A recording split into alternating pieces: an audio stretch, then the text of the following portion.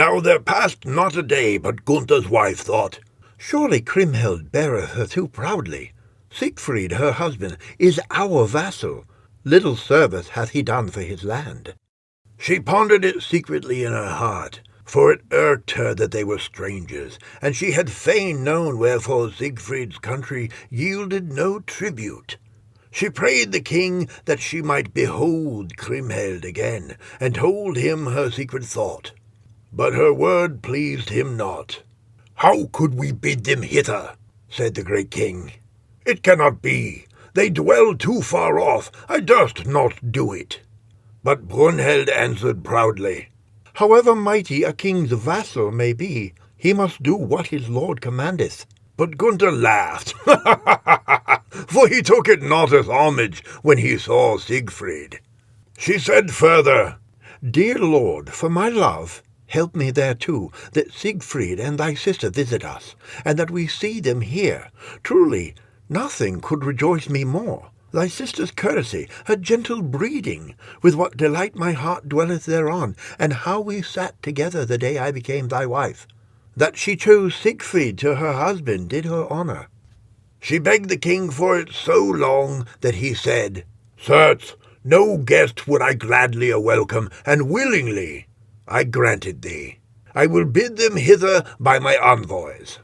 The queen answered then, Send not thither without my knowledge, and inform me without fail when my dear friend shall come, and tell me also whom thou wilt charge with the embassy.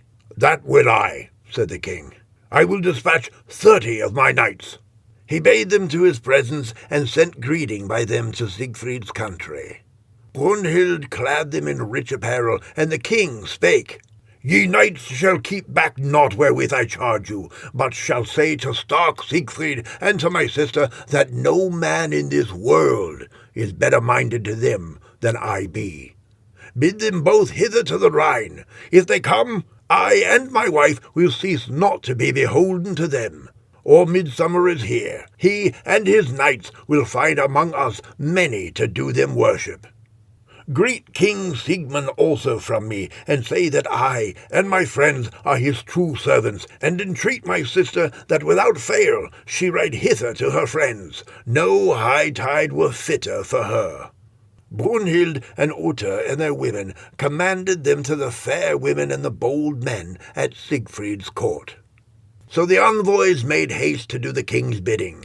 They stood ready for the road. Horses and harnesses were there, and they took their leave. They pushed forward with the escort the king gave them. Inside of 12 days they reached the land and the castle of the Nibelungs, and found Siegfried on the march of Norway. Horses and men were weary with the long road. They brought word to both Siegfried and Kriemhild that knights were come, clad after the manner of the Burgundians. And Kriemhild sprang from the couch where she lay resting, and bade a maiden run to the window, who saw Gary standing in the courtyard, and his knights that were sent with him. They brought welcome news to her anxious heart. She cried to the king, Seest thou, standing there in the courtyard, them that be come with stark Gary, that my brother Gunther hath sent down the Rhine? And Siegfried answered, They are welcome.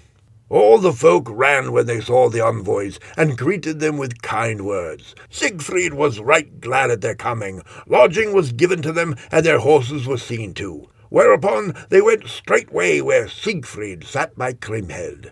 Both were joyful to behold them. The king and his wife rose quickly to receive Gary and Gunther's knights of Burgundy, and they bade Gary sit down. Nay, let us wayweary guests stand, while we tell thee Gunther's message. After we will sit. Gunther and Brunhild, with whom it is well, and Queen Uta your mother, and Gisela the youth, and Ecke Gernot, and your nearest kinsmen send greetings from Burgundy. Now God reward them, said Siegfried. I hold them for good and true, as a man should trust his friends. The like doth their sister. Say on whether they be of good cheer. Hath any done my wife's brethren a hurt since we parted? Tell me, for I will stand by them till their foemen rue my help. Margrave Gary the good knight answered, Nay, it is well with them, and they are of good cheer. They bid thee to a high tide, and were right glad if thou camest. They bid my lady also. So soon as the winter shall be ended, before midsummer, they would see you. But Siegfried said, That can hardly be. Whereupon Gary the Burgundian answered, Your mother Uta, Gernot, and Giselher pray that ye deny them not. Every day I hear them lament that ye dwell so far. Brunhild, my mistress, and her maidens rejoice in the hope to see you. The message seemed good to Kriemhild. Gary was a kinsman, and the king bade him sit, and tarried not longer to let pour the wine for the guests. Thither came Siegmund also when he saw the messengers, and he spake to them on friendly wise. Ye be welcome, ye knights, Gunther's men. Since Siegfried won Kriemhild to wife, ye should have been seen here oftener, if you would have proved your love. They answered that, if he willed it, they would come gladly, for that joy had taken from them their mickle weariness. Then they bade the envoys sit, and set meats before them, whereof Siegfried gave order they should have enough. 9 days they were kept at the court, till at last they murmured, saying that if they tarried longer, they durst not return again to their land. Meanwhile Siegfried had let summon his friends. He asked them their mind about his journey.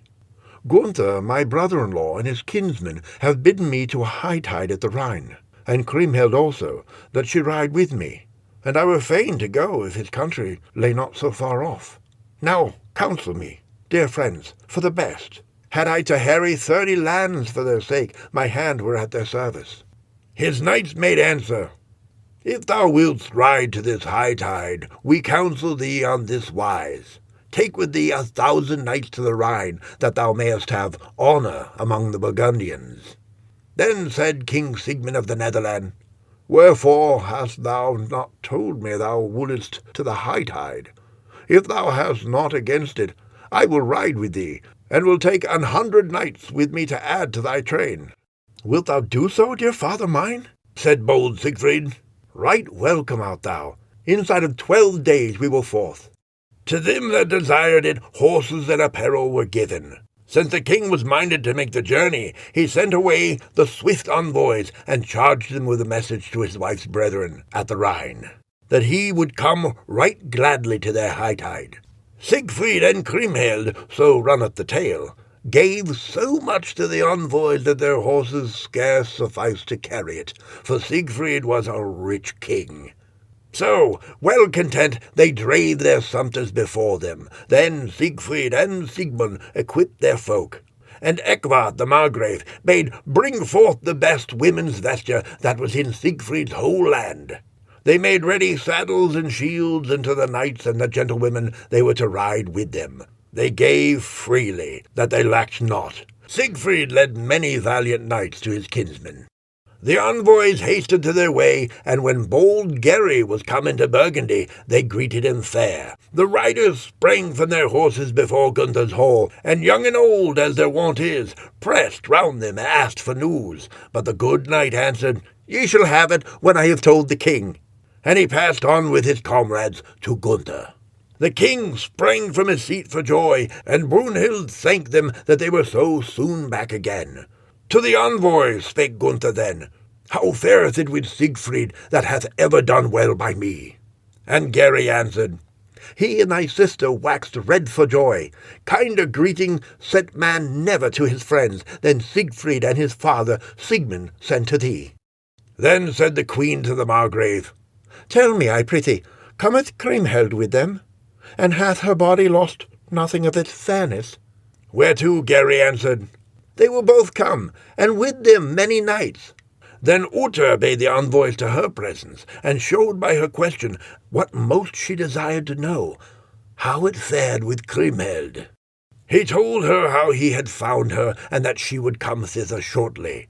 They declared also the envoys' fee that Siegfried had given them, the apparel and the gold. All the knights of the 3 kings saw it, and praised Siegfried.